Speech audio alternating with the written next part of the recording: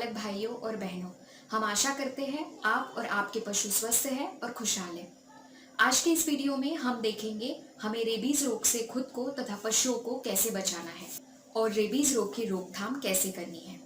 विश्व में कुछ ही ऐसे देश हैं जहां ये रोग नहीं मिलता है, जैसे कि ऑस्ट्रेलिया, न्यूजीलैंड, ब्रिटेन, डेनमार्क, क्योंकि इन देशों में जो कानून है, जो नियम है वो सख्त है और इन देशों में रोकथाम के लिए प्रभावशाली उपाय योजना बनाई है।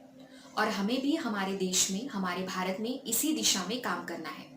इसीलिए ये वीडियो वेटरनरी फार्मासूत्रा आप तक लेकर आए हैं। इस वीडियो के पार्ट 1 में हमने इन सभी चीजों की जानकारी डिटेल में दी है। उस वीडियो का लिंक हम नीचे डिस्क्रिप्शन बॉक्स में दे रहे हैं, देखना ना भूलें। बचाव में सबसे महत्वपूर्ण कार्य है टीकाकरण का।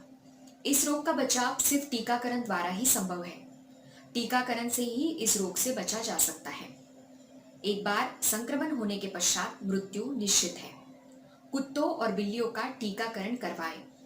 पालतू कुत्तों को साल में एक बार टीका लगवाना है, जिसे एंटी रेबीज वैक्सीनेशन कहा जाता है। पहला टीका इन्हें 3 महीने की उम्र में लगाया जाता है। उसके बाद हर साल एक बार टीका लगवाना जरूरी है। दूसरा महत्वपूर्ण बचाव मार्ग है अपने आप का और पशुओं का इन पागल कुत्तों से बचाव करें। रोग हो जाने के बाद तो इसका उपचार नहीं है, पर कुत्ते के काटने के बाद उपचार जरूर हो सकता है। कुत्ते के काटने के बाद टीकाकरण करवा ले, क्योंकि जैसे हमने आपको बताया, कुत्ता काटने के बाद कुछ हफ्तों में पशु लक्षण दिखाना शुरू करते हैं।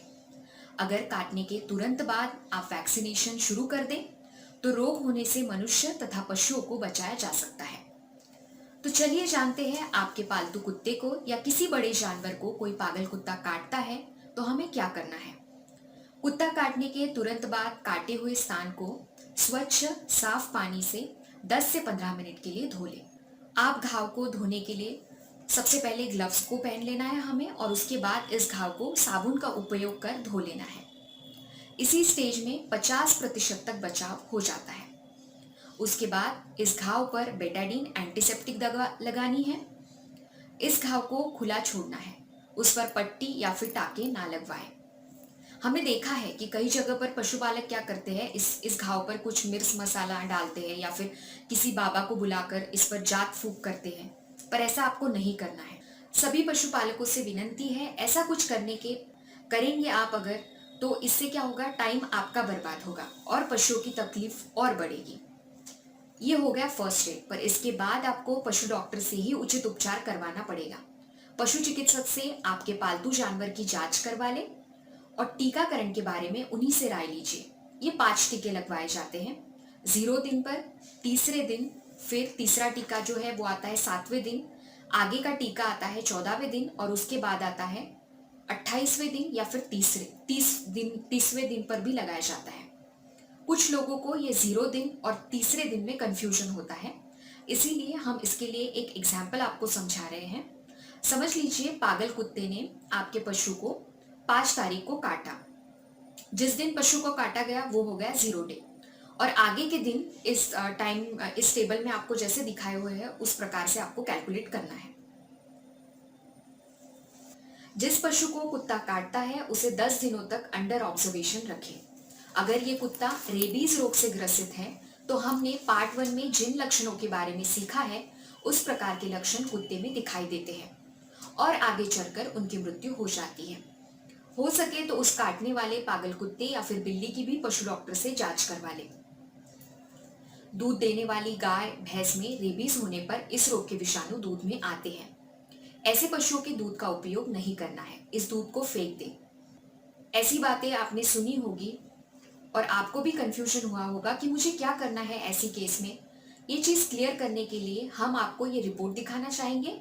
ये रिपोर्ट है हु का, मतलब कि वर्ल्ड हेल्थ ऑर्गेनाइजेशन, विश्व स्वास्थ्य संगठन। पागल गाय के दूध में रेबीज का विषाणु नहीं मिला है और इस दूध पीने वाले किसी भी मनुष्य में रेबीज नहीं पाया गया है। फिर भी WHO का कहना है कि किसी भी पागल गाय या भैंस का दूध बिना उबाले नहीं पीना है।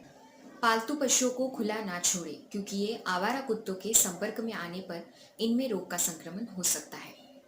आपके पालतू पशुओं को, कुत्तों को अपनी निगरानी में रखें ताकि आवारा कुत्ते इसे ना काटें। हमारे पास ऐसे बहुत सारे केसेस आते हैं और खासकर बकरी में, कि पशुपालक ने बकरी को घर के बाहर बांध के रखा था और कुत्ते ने इसे बुरी तरीके से काट लिया। घर के बाहर खाना ना छोड़े, क्योंकि इस वजह से फिर आवारा कुत्ते और जंगली पशु आपके घर की तरफ आकर्षित होंगे। कुछ लोगों को हमने देखा है जंगली जानवर को टेम करने की, मतलब कि पालतू बनाने की कोशिश करते हैं, पर यह गलत है। जंगली जानवर को ना छुए, उन्हें ना पाले, और अगर रखना ही है तो पशु डॉक्टर से पहले सलाह अवश्य लीजिए। कुछ लोगों को जंगली जानवर बहुत पसंद होते हैं, पर यह हमारे लिए अच्छा नहीं है। और अगर आपके घर में छोटे बच्चे हैं तो फिर तो बिल्कुल भी अच्छा नहीं है। छोटे बच्चों को बताना है कि इन जंगली जानवरों को नहीं छूना है, उनसे दूर ही रहना है। कई बार ऐसा होता है कि हमारे बच्चे इनके साथ मतलब खेलने लगते हैं और फिर ये पशु भी दोस्ताना व्यवहार दिखाते हैं। जंगली जानवरों को दूर से ही देखें, उन्हें सहलाने की कोशिश ना करें, उनके मल मूत्र से दूर रहें। जैसे कि हमने वीडियो में पार्ट 1 में पहले भी बताया था कि चमगादड़ से भी ये रोग फैलता है।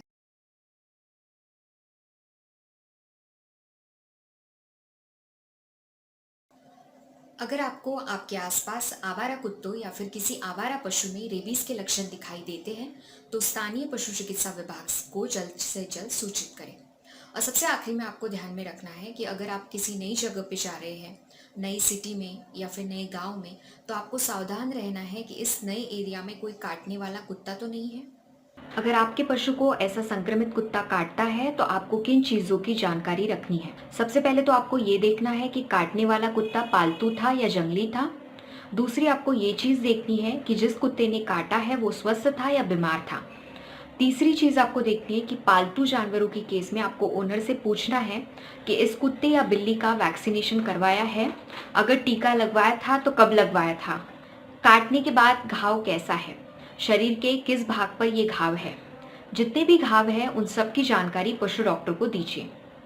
सबसे आखिरी वाली चीज आपको ये ध्यान में रखनी है कि जिस कुत्ते ने काटा है वो कितने दिनों तक आपकी निगरानी में था। बहुत बार ऐसा होता कि ये कुत्ते काटते हैं और भाग जाते हैं, तो ऐसे समय आपको उस कुत्ते को ढूंढते नहीं रहना है, सबसे पहले अपने पशु का टीकाकरण शुरू कर दीजिए। धन्यवाद। इस विषय से संबंधित पार्ट 1 वीडियो भी हमने बनाया है, उसका लिंक नीचे डिस्क्रिप्शन बॉक्स में दे रहे हैं, देखना ना भूलें। हम आशा करते हैं आप सभी को ये विषय समझ में आया है। अगर आपको इस विषय से संबंधित या पशुपालन से संबंधित कुछ भी सवाल है तो हमें कमेंट बॉक्स में जरूर पूछें। ये चैनल वेटरनरी डॉक्टर्स द्वारा चलाया जाता है। हम हर हफ्ते सोमवार रात 8 बजे आते हैं पशुपालन से संबंधित एक नए विषय के साथ, इसीलिए चैनल को सब्सक्राइब करना ना भूलें। आप और आपके पशु स्वस्थ रहे, आपका दिन शुभ हो।